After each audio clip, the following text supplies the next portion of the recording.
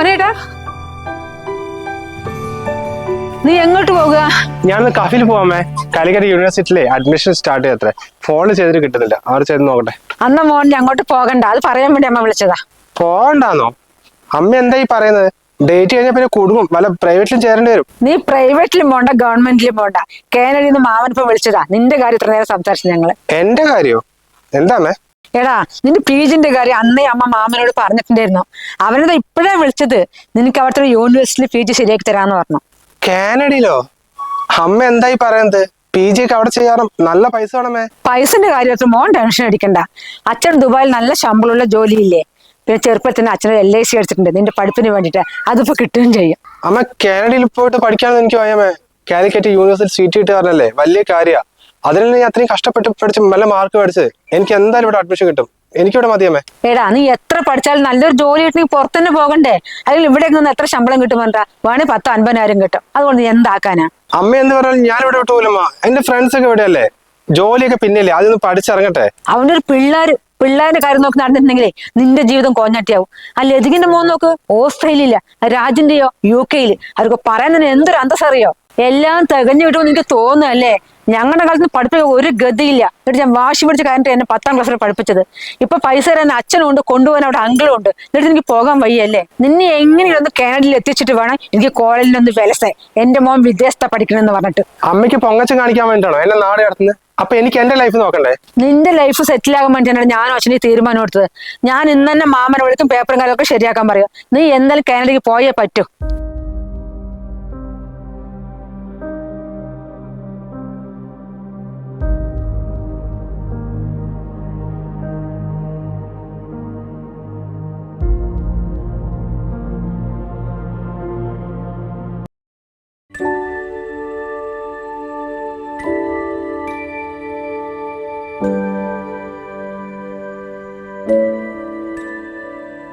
മോളെ, നീ ഇവിടെ വന്നിരിക്കുക?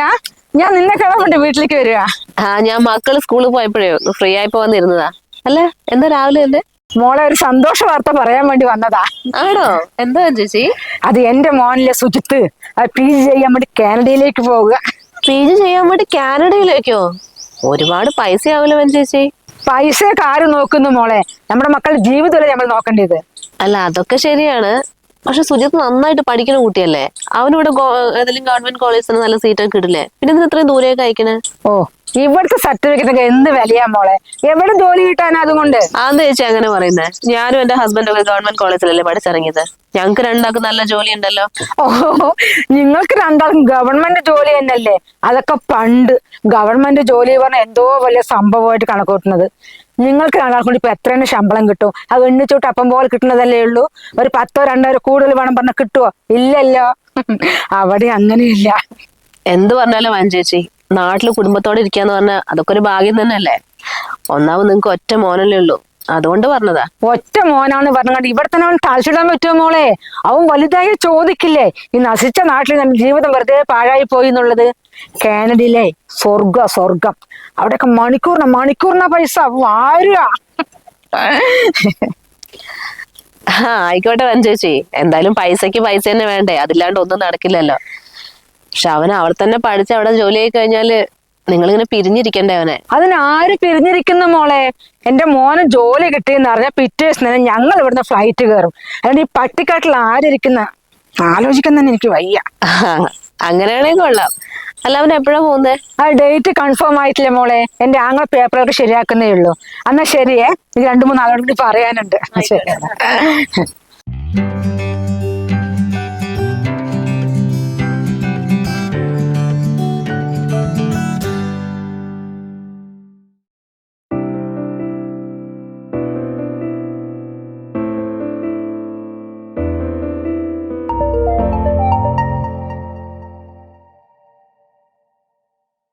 ആ സുഖട്ടാ?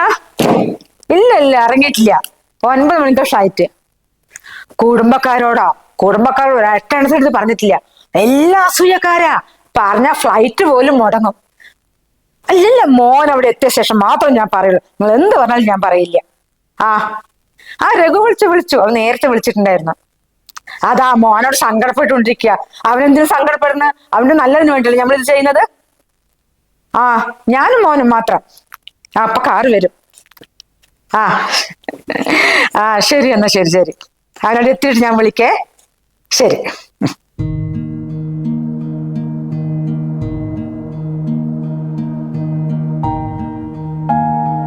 മോനെ,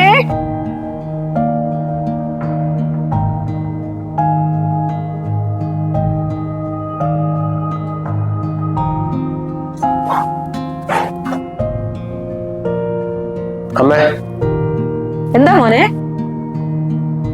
എനിക്ക് പോവാൻ വയമ്മേ. ഞാൻ ഇവിടെ തന്നെ പഠിച്ചാ പോരെ? എന്ത്? ദേ ചെക്ക, നിന്റെ വായിന്ന് വേണ്ട തോര ഒന്ന് വന്നു പോകരുതേ. ഇത്രയും പൈസ മുടക്കുന്ന അഡ്മിഷൻ എടുത്ത് വെച്ചിരിക്കുക, എന്നിട്ട് നീ പോകുന്നില്ലാന്നോ? എന്റെ മോനെ, നിനക്കിപ്പോ അങ്ങനെ പലതും തോന്നും. പിന്നീട് നീ പറയാ എന്റെ അമ്മ പറഞ്ഞ എത്ര നന്നായിരുന്നു. പൈസ ഇല്ലാണ്ട് നീ ഈ കാലത്ത് ജീവിക്കാൻ കഴിയില്ല. ലക്ഷങ്ങൾ അവിടെ ജോലി കിട്ടിയ ശമ്പളം നിനക്ക് കിട്ടുക. ഇവിടെ എന്തുണ്ട് എന്ന് പറഞ്ഞാൽ നീ നാട്ടിലെ പിടിച്ചു നിൽക്കുന്നത്? എന്താ അമ്മേ ഇത്? പൈസ മാത്രം നോക്കിയാൽ മതിയാ? ഈ ചെറിയ പ്രായത്തിൽ തന്നെ നാട് കിടത്തുക. ഞാൻ കുഞ്ഞായിരിക്കുന്ന സമയത്തല്ല അച്ഛൻ ഗൾഫിൽ പോയത്. എന്റെ അച്ഛൻ എത്ര കൊല്ലം കൂടുമ്പോ ഇങ്ങോട്ട് വരുന്നത്? സത്യം പറഞ്ഞ അച്ഛൻ ഞാൻ മര്യാദ കണ്ടു പോലുമ്മ. ഇനിയിപ്പോ അതേ ലൈഫ് ആയിരിക്കില്ല എന്റേതും. അതിനിപ്പോ എന്ത് കുറവാടാ ഉള്ളത്? അച്ഛൻ ഇവിടെ ഇല്ല, അത് മാത്രമല്ലേ ഉള്ളൂ. അപ്പുറം ഇപ്പുറം പോലെയാണ് ഇവിടെ. 2 തട്ട് വീട്, വലിയൊരു കാറ്, എത്ര ഷോപ്പാ കിട്ടി വാടകയ്ക്ക് കൊടുത്തിരിക്കണ്. അച്ഛൻ ഇവിടെ ഇരുന്നാ കിട്ടുവോ? എടാ മോനെ, ഈ നാട്ടിൽ ഒന്നുമില്ലടാ. ഇവിടെ ഇരുന്നാ ജീവിക്കാൻ പറ്റില്ല. അത് കാരണം മോനൊരു കാര്യം അമ്മ പറഞ്ഞത് മാത്രം കേട്ടാ മതി. അപ്പുറം ഇപ്പുറം അമ്മനെ കൊണ്ട് ഒന്നും പറയാൻ നിൽക്കണ്ട. കാറ് വരാൻ സമയം, ഇറങ്ങാൻ നോക്ക്.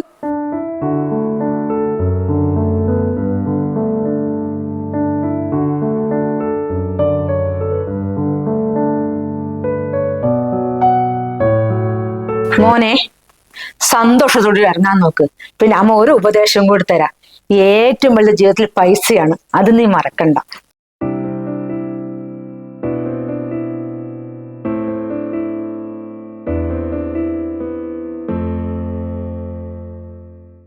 ചേച്ചി ഒന്ന് നിന്നേ. അതെ, സുജിത്തിന്റെ കല്യാണം കഴിഞ്ഞോ? ഞാൻ ഇൻസ്റ്റാഗ്രാമിൽ അവന്റെ ഫോട്ടോ കണ്ടു. ആ മോനെ, കഴിഞ്ഞു. ആരോടും പറയാൻ പറ്റില്ല. കഴിഞ്ഞ ഞായറാഴ്ചയായിരുന്നു കല്യാണം. ഞാൻ വിചാരിച്ചാൽ വെറുതെ ഇൻസ്റ്റാഗ്രാമിൽ ഫോട്ടോ ഇട്ടാണ്. അപ്പൊ സ്വന്തം മോന്റെ കല്യാണമായിട്ട് നിങ്ങൾ ആരും പോയില്ല? ഞങ്ങൾ പോകാൻ നിന്നതായിരുന്നു. പെട്ടെന്ന് വിസ കിട്ടിയില്ല. പിന്നെ ആ നാട്ടിൽ തന്നെ ഒരു പെൺകുട്ടി ആയതുകൊണ്ട് അവരവിടെ വെച്ചെന്നെ നടത്തി. ഓ അങ്ങനല്ലേ. എന്തായാലും നാട്ടിലൊന്നാ പാർട്ടി ഉണ്ടാവും അല്ലേ? ആ ഉണ്ടാവും മോനെ. അവൻ നാട്ടിൽ വന്നു കഴിഞ്ഞാൽ എല്ലാവരെയും വിളിച്ചൊരു പാർട്ടി കഴിക്കാനാണ് ഞങ്ങളുടെ തീരുമാനം. ആ അത് ശരി. അവൻ അവിടെ തന്നെ പഠിച്ച് അവിടെ തന്നെ ജോലിയും കിട്ടി, ഒരു പെണ്ണിനെ അവിടെ തന്നെ കെട്ടി. എന്തായാലും അവനവിടെ സെറ്റിൽ ആയല്ലോ, അത് മതി. ശരി വനേജ്, ഞാൻ പോട്ടെ.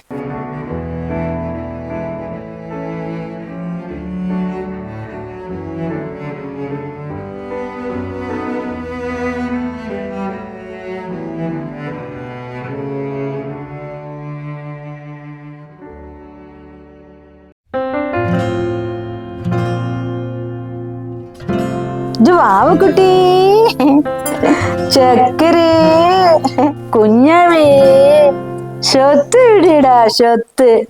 പൊന്നുസേ, എന്തിടാ എന്തിടാ എന്താ? ആരാ വാതിൽ കൊട്ട്? നമ്മ നോക്കട്ടെ. ആ മോളായിരുന്നോ? കളിക്കാ? കുഞ്ഞിനെ കൊണ്ടുവരുന്ന എനിക്ക് സമയം പോകുന്നത് അറിയുന്നില്ല.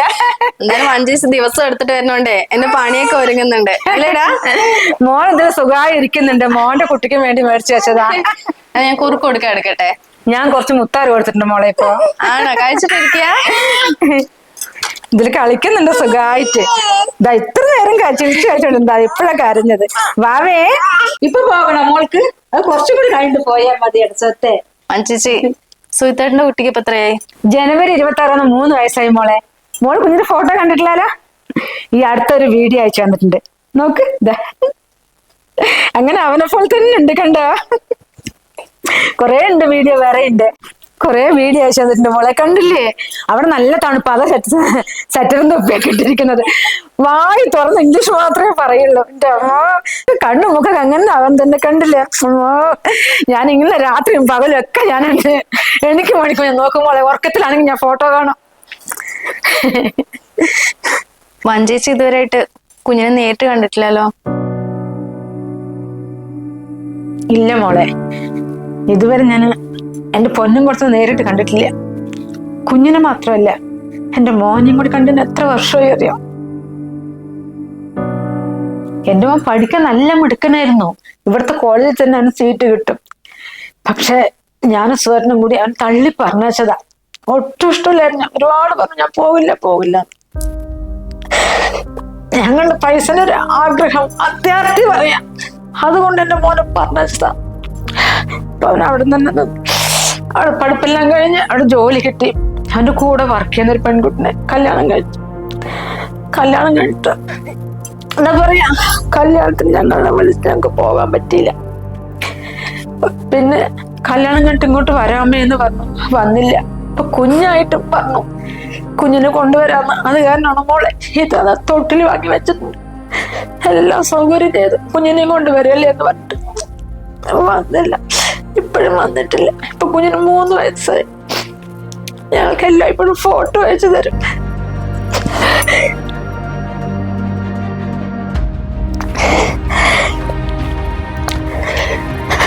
മക്കള് UK-യിലാണ്, അമേരിക്കയിലാണ്, ഓസ്ട്രേലിയയിലാണ് എന്നൊക്കെ പൊങ്ങച്ചം പറഞ്ഞെടുക്കാൻ മാത്രമേ പറ്റുള്ളൂ മോളെ ഞങ്ങളെ മാതിരിയുള്ള അമ്മമാർക്ക്. പക്ഷെ വയസ്സാം കാലത്ത് മക്കളെയും പേരക്കുട്ടികളൊന്നും കാണാതിരിക്കുന്ന വിഷമം ഉണ്ടല്ലോ, അതൊന്നും പറഞ്ഞറിയിക്കാൻ പറ്റുന്നതല്ല. ചില മക്കളെ പ്രസവിക്കേണ്ട ടൈം ആവുമ്പോ അച്ഛനമ്മമാരെ കൊണ്ടുപോക്കുന്നുണ്ട് കുട്ടികളെ നോക്കാൻ വേണ്ടിട്ട്. ഞങ്ങൾക്ക് ആ ഭാഗ്യം കൂടി ഇല്ലാണ്ടായിപ്പോയി. മോൻ അവിടുത്തെ ഒരു കുട്ടീനെയല്ലേ കല്യാണം കഴിച്ചിരിക്കുന്നത്. അവരെ പറഞ്ഞിട്ടും കാര്യമില്ല. ഈ നാട്ടിൽ നിന്ന് ജീവിക്കാൻ പറ്റില്ല, പൈസ വലുത് പറഞ്ഞ് തള്ളി പറഞ്ഞതല്ലേ. പിന്നെ എങ്ങനെ കുട്ടികൾ അച്ഛനമ്മമാരെ സ്നേഹിക്കുക? അവർ പൈസനെയല്ലേ സ്നേഹിക്കുന്നത്. എന്റെ മോനെ അടുത്ത മാസം വരുന്നുണ്ട് മോളെ. അവിടെ വെക്കേഷനാണ് അത്ര. അപ്പൊ സുഖമായിട്ടും വരും. മേലത്തെ റൂമൊക്കെ റെഡിയാക്കുക. പെയിലടിക്കാൻ ആൾക്കാരുണ്ട് മേലെ. അപ്പൊ കാണാനോ അതിന് സന്തോഷമായപ്പോ ഞങ്ങള് വിഷമിക്കണ്ട, അവര് വരുന്നില്ല എന്തായാലും. ഞാൻ കുഞ്ഞിനെ എടുക്കട്ടെ. ഉറങ്ങിയില്ലേ? ഉറങ്ങി.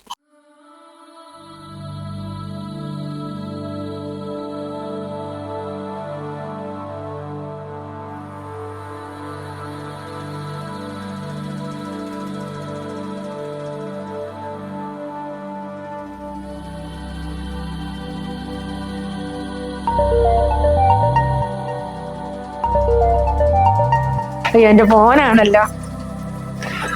ഹലോ മോനെ, നിന്നെ കുറിച്ച് പറഞ്ഞല്ലടാ 100 ആയിസ. അടുത്ത മാസമല്ലേ വരുന്നത്? വന്ന കുറച്ചുണ്ടാവില്ലേ മോനെ ഇവിടെ? ആ അമ്മ, ഞാൻ അത് പറയാൻ തന്നെ വിളിച്ചത്. ഇപ്രാവശ്യത്തെ വെക്കേഷനെ അവൾ ലണ്ടനിലേക്ക് പോവാന്ന് പറഞ്ഞു. അതുകൊണ്ട് അങ്ങോട്ട് വരുന്നില്ല ഞങ്ങള്. എന്താ മോനെ ഇങ്ങനെ പറയുന്നത്? നിങ്ങൾക്ക് കാണാനുള്ള കൊതി കൊണ്ടല്ലടാ. നീ വരുമ്പോ ഇവിടെ എല്ലാം ഒരുക്കി വെച്ചു. മോനെ കുഞ്ഞിനെങ്കിലും ഒന്നുകൊണ്ട് കാണിച്ചതാടാ.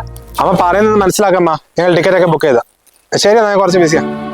മോനെ ഹലോ.